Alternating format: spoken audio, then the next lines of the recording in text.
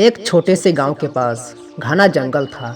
उसी जंगल के किनारे एक कच्चा पक्का घर था, जहां हरिराम नाम का एक साधारण आदमी रहता था। हरिराम गरीब था और उसका दिल बहुत अमीर था।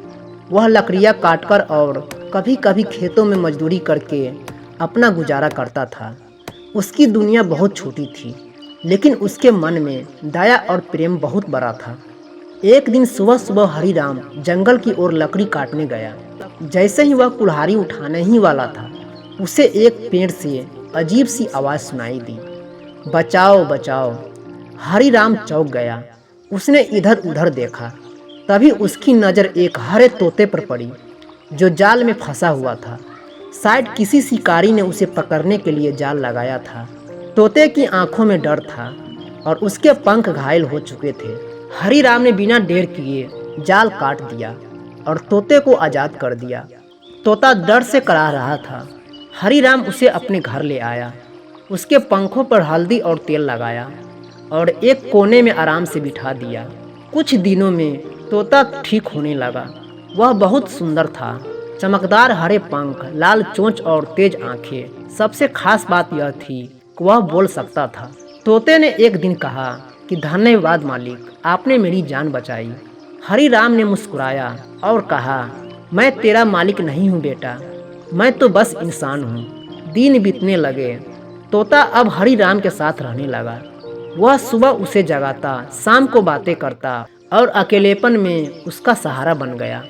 हरिराम का जीवन, जो पहले खामोश था, अब रंगों से भर गया। लेकिन समय हमेशा एक सा नहीं रहता। एक दिन गांव में खबर फैल गई कि जंगल के पास रहने वाले आदमी के पास बोलने वाला तोता है। यह बात एक लालची सेठ के कानों तक पहुंची। सेठ को लगा कि अगर तोता उसके पास होगा तो वह राजा के दरबार में दिखाकर बहुत पैसा कमा सकता है।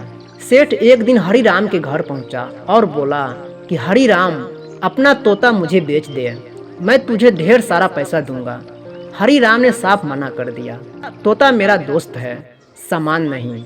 सेठ गुस्से में चला गया, लेकिन उसने हार नहीं मानी। एक रात जब हरिराम गहरी नींद में था, सेठ के आदमी चुपके से घर में घुस आए और तोते को पिंजरे सहित चुरा ले गया। सुबह जब हरिराम उठा और तोता नहीं दिखा तो उसके आंखों से आंसू निकल आए। उसने पूरे गांव में खोज की, लेकिन कोई फायदा नहीं हुआ। उधर तोता सेठ के बड़े घर में बंद था।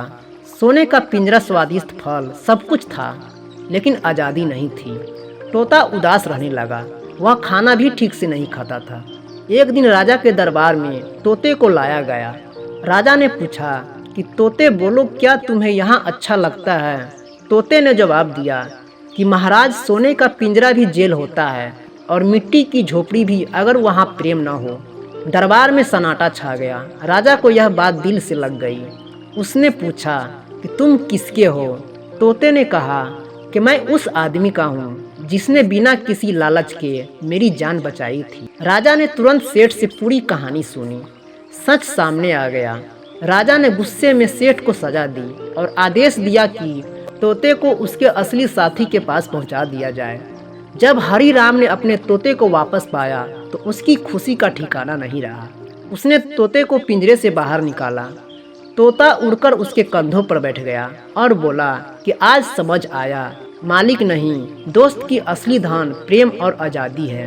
राजा ने हरिराम को इनाम दिया, लेकिन हरिराम ने कहा, महाराज, मुझे कुछ नहीं चाहिए, बस मेरा दोस्त मेरे साथ रहे।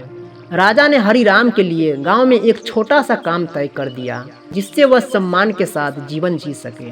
तोता अक्सर जंगल में उड़ता, लेकिन हर शाम हरिराम के पास लौट आता। तो दोस्तों, इस छोटी सी कहानी से यह सीखने को मिलती है, प्रेम, दया और आज़ादी किसी भी धन से बढ़कर होती है। जो बिना स्वार्थ के मदद करता है, वही सच्चा इंसान होता है।